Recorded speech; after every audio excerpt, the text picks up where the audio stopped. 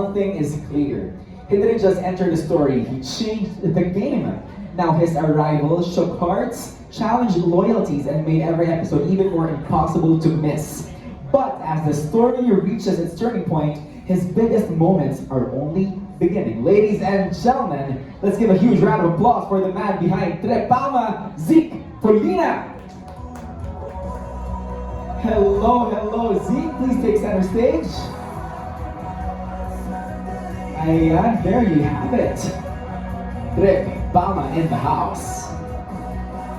Okay, maraming salamat. Zeke, you can now find a good seat and be comfortable. At syempre guys, ang lalaking patuloy na nagpapatunay na para sa tunay na pag-ibig, walang laban na hindi haharapin. You know what? We have witnessed his struggles, his sacrifices, and the choices that changed everything. But as the story enters its most crucial chapters, the road ahead becomes even more emotional, more intense, and more unpredictable. Once again, please welcome Drake Sebastian Palma, Rabin Angeles. Rabin Angeles, please take the center stage. There you go. Alright, thanks so much, brother. Looking handsome as always. Upo ka na dyan, Rabin. Makakwentuhan ka namin maya-maya. At syempre naman, ito na, ang babaeng nasa puso ng kwentong kinababaliwan nating lahat. Every episode, she has faced impossible choices, unexpected challenges, and emotions that continue to test her heart.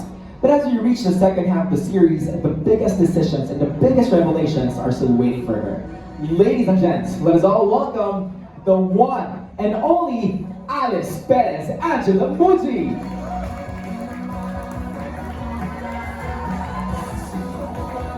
There you have it. Beautiful as always, Angela Muji.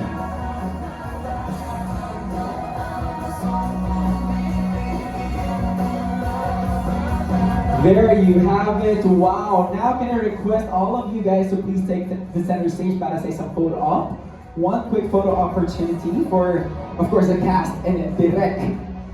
Ayan. Let us favor to our center muna, please. Ayan. Smile. Also, we are live on all of our social media pages, so please do share this video, guys, para mas madami tayong makasama sa ating press conference. How about favor to our left? 1, 2, 3, smile. Perfect. 1, 2, 3, smile. Beautiful. How about favor to your right, please?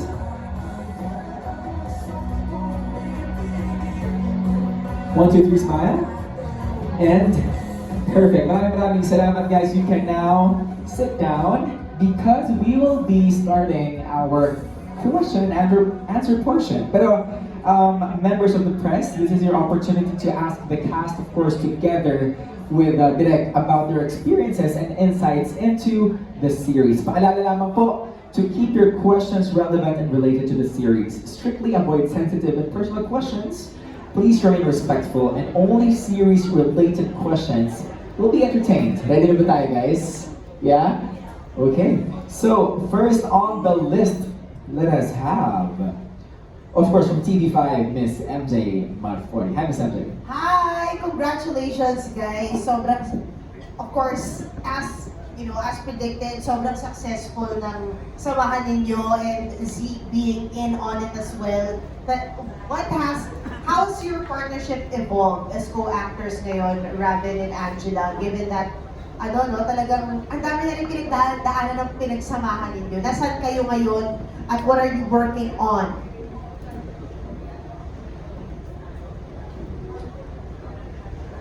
Hi po, Miss MJ. I can say na we're at this comfortable stage na isang tinginan pa lang namin, we can already communicate kung ano yung gusto namin maparating sa isa't isa. And I can say that it's very helpful, lalo na po on set kapag kailangan namin ng emotional and heavy scenes. Isang tinginan lang po namin, parehas na kaming nadadala sa eksena. And I can say na we've come a long way. Lalo na po compared to Seducing Drake Palma, our first season, wherein medyo makikita po talaga natin na nagsistruggle po kami sa mga heavy scenes. And we also would like to thank Direk Chris kasi hindi po namin ito magagawa without his guidance. And of course, kay Miss Anna Taylor po. Di ba, Rob?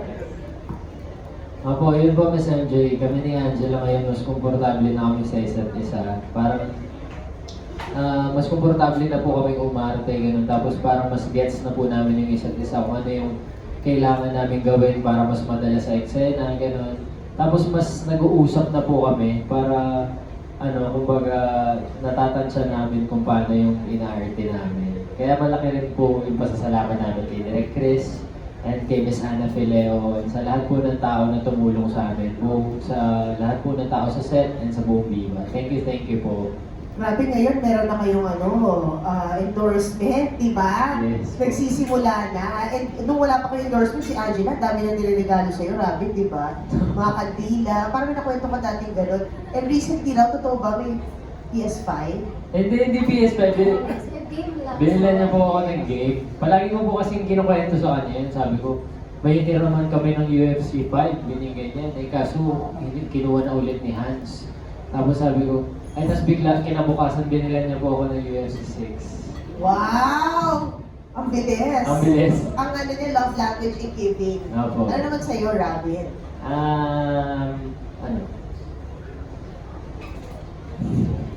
Physical touch. Okay, no further questions. Thank you. Thank you, Miss MJ. Maraming salamat, Miss MJ. By the way, gusto mo lang po i-acknowledge, of course, Wetzel's Pretzels, now open, by the way, sa SM North EDSA for providing our pretzel snacks this afternoon. Ayun po sila sa table. So thank you so much, guys, for being so generous. Next, we have from Manila Standard, let's have Angelica Villanueva. Hello po, good afternoon po, here po. First of all, congratulations po sa buong cast and of course, Derek po. My first question for Rajal, no? Dito ko sa second season, parang really break si Alice, no? Pero kung dalawa, do you believe in second chances? In love? Ako yes po. Kasi everyone makes mistakes. And kung mahal mo talaga yung tao, you'd accept them sa mistake nila. Pero pag naka-third or fourth, wala nang ganun. Second lang. One chance is enough. Diba sabi nga po nila, I forgot the saying na actually. So, ano na lang po, non-verbatim. Yung parang, break my trust once, I'll forgive you, and then the second time, shame on you na. Or something like that. I forgot na eh. How about you, Rajal? Ako rin po, naniniwala po ako sa second chances. Kasi parang mas makikilala niyo po yung isa't isa pag binigyan niyo siya ng second chance. Tapos mas maayos niyo pa po kung bakit. Okay po. Okay. Thank you. My next questions are naman kay Z. Hi, Creo. Hello. First question. Before, many were questioning you kung bakit ikaw yung mag-take over ng role ni Trip, no? But after ilang episodes ng Dating Alice Perez, maraming viewers yung bumilip sa'yo sa pag-portray kay Trip. Kamusta naman yung pag-accept mo na yun? Yeah. Hindi ko rin expect. It's such a blessing na maraming positive comments and reviews I've been seeing. Yeah, it definitely pushes me to try my best. I've already been trying my best since day one, but it keeps me going. And it's something na hindi ko expect kaya mas pag-aanin ko pa. Mas pagbubulihin ko pa. Okay. Before you mentioned na you're ready to embrace yung pressure, no? In portraying Trip, can you say that you're taking the role Grace for you? Yeah, there's definitely a lot of pressure, pero as time goes by, then you learn to adapt, and yeah, eventually mawawala din ng pressure. So wala lang din kasi yan. Pero I realized na mas I'm focused on the craft more instead of focusing on the anxiety and the pressure. So yeah. Thank you so much. Thank you so much. Thank you so much, Miss Angelica. Next, we have a TikTok content creator, Street Scooper, RJ. There you go. Hi, RJ. Hi guys! It's Hi. me, RJ. So, ayun. Ako agad, nagtinahanda ko pa ngayon kanay. Pero, ayun. Sobrang dami kong ton kasi nakapag-set visit ako. Pero bukod doon, congratulations ulit. Kasi lalong-lalo din nakikita natin yung feedback.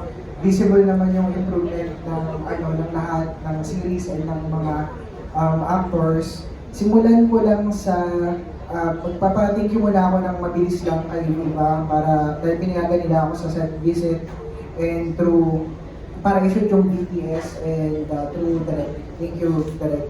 And Miss Chrisma, hi, kung asan ka man Miss Chrisma. Update ko lang po kasi naghahanap na sila ng BTS. Bukas po yun, July 31. I-approve na lang po and isa-send ko na po mamaya yung draft. Kasi hinihingi na ng mga inyong fans. And nagka-delay lang po sa edit. And then, ayun, sobrang honored ako as an immersion content creator. And nakita ko sa set yung talagang dedication, yung passion ng lahat. And yun, so eto na, magtatanong na ako. Ay, bago pala yung tanong, mag-share lang ako about sa set visit ko na may kinalaman naman to kung gaano kaganda at yung output ngayon ng Leading Alice Perez and feedback ng mga tao. Unang-una, Direk, ayun, si Direk sobrang sipag sa set to the point na nagluluto siya para sa mga crew niya. Guys, hindi madali yung yung init sa shoot, yung pagod, mula umaga sila hanggang gabi, pero hindi niya pa rin kinakalimutan na ipagluto yung mga crew niya. Kaya Direk, deserve mo ang success. At hindi ko makakalimutan yung pechay mo hanggang ngayon. Sobrang sarap ng pechay mo, Direk. Ng ano? Pechay. Iba yung pechay niya na may... Ginisang pecha. Yung ginisang pechay. Sorry.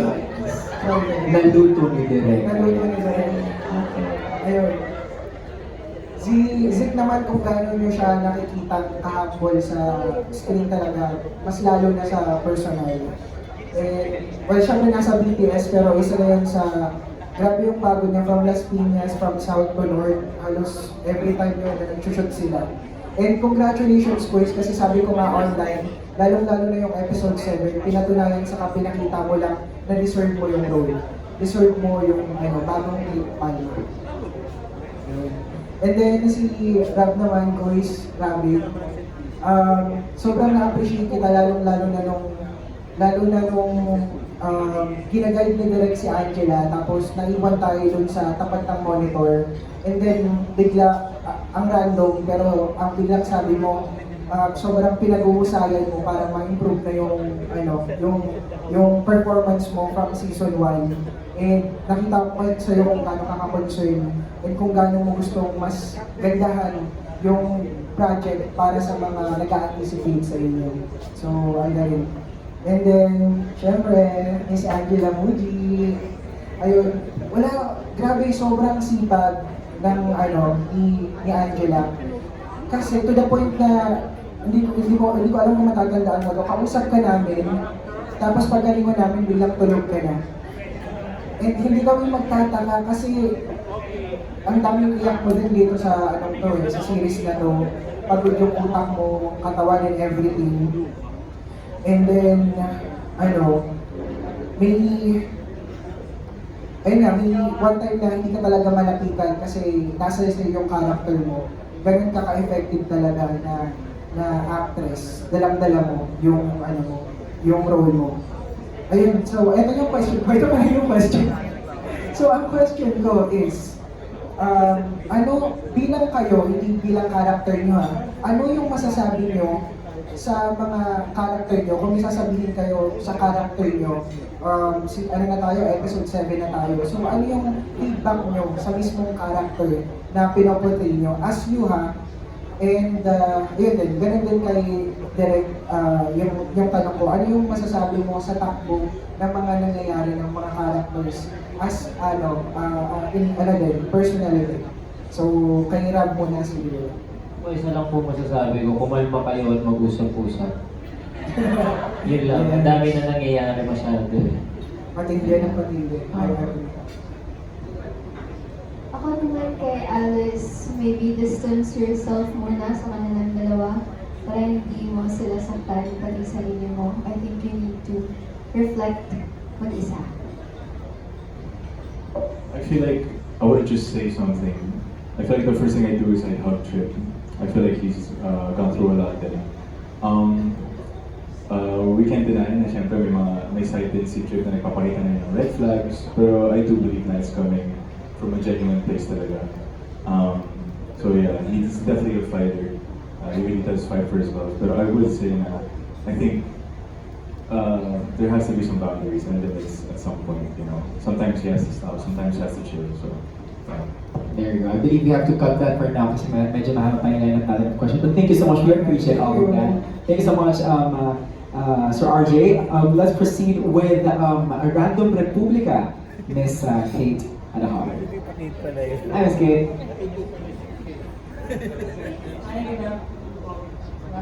So direct, since naka-work mo na rin sila before, ano yung na-appreciate mo sa Rabjan and also with Z? Okay, from SDB to Werewolf to Anthology to DAP, I think yung Rabgel themselves, they are very much willing to learn. They are willing to listen. Handa silang matuto. Nakikinig sila. And along the way, nung ginagawa namin yung DAP, I talk to them na, I can't do this on my own. I need you. Ako, director ako. Alam ko yung context ng script, alam ko yung emosyon ng script, pero kailangan ko malaman what's happening inside you as actors portraying Alice and Ray and also kay Z. I always talk to them. And that's one of the good things siguro na process namin na we always talk. I consult them. And they are very collaborative. If they have question, kung meron silang hindi naiintindihan or kung meron silang parang hindi sila komportable, they say it. Very comfortable na kami to each other. So, I think you're always willing to learn and willing to listen. That's a very good quality or good qualities of actors. And for Rabjel, kasi kanina nabanggit yung ginip mo sa kanya. And doon, yung nagsistart pa lang kayo, parang kinikwento mo, Angela, na parang big deal na yung blow dryer na binili mo. Ngayon na ang dami-dami yung projects, ano yung parang investment or gifts nyo para sa inyo? For me po,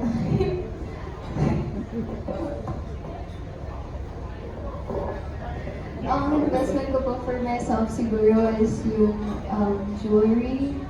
Kasi never had any kind of no jewelry before. Always costume jewelry. So first time ko bumili ng pieces na magagamit ko sa mga events. And I'm so happy. Kasi, it's just a girl's dream to have a lot of jewelry. So yeah, I'm just a girl. Earrings ba? Or... I got earrings, I got a necklace, a bracelet. I haven't gotten a ring yet. You know. Ako naman po, bumili po ako ng maliit na home gym sa bahay para makapagbuhat po ako pag walang TV. Yeah. Thank you po. Thank you po. There you have it. Thank you so much, Miss Kate. Up next, we have from Stars Photog, Alana Sanacon. Hello, good afternoon. Congratulations. Mid-season na yung dating Alice. Thank you po. Yung tanong ko lang kay Direk. Direk, alam naman po natin na meron ng chemistry yung dalawa. From the time na gumawa sila ng movie, tapos yung first nilang teleserye. Pero paano nyo pa po workout at mas pakiligin yung mga fans sa magitan ng mga eksena ginagawa niyo dito sa Dating Alice Perez? So far kasi yung, episode 1 to 7, kung kilig ang pag-uusapan, parang wala namang kilig doon kasi parang ang bibigat ng mga eksena. It's more on the connection of Alice and Rick siguro sa kwento na kumakapit sila. Yung kilig kasi talaga na 100% kilig nasa episode 9. Nandun talaga yun. Todo to the max, fireworks kilig talaga yun. So kailangan nilang abangan yun. And kung question is, paano ko nilalabas yung kilig sa kanilang dalawa, hindi ako naglalabas sila eh. It's very natural to them eh. Magtabi lang sila, magtinginan lang sila. Yung mga staff ko sa likod, gumagano'ng gano'n na parang yung kinikilig na yung mga crew, I mean, minsan nga after ng cut, nakikita ko yung nagdali o kaya yung woman nakasmile. Sabi ko, ano, kinikilig ka? Tapos wala, namingiti lang sila. Natural po sa kanila yung kilig. Hindi ko na kailangan ilabas yun. Thank you, Direk. Sa Rabjel naman, yan. So, Rabjel, tanong ko lang kung ano ba yung mas challenge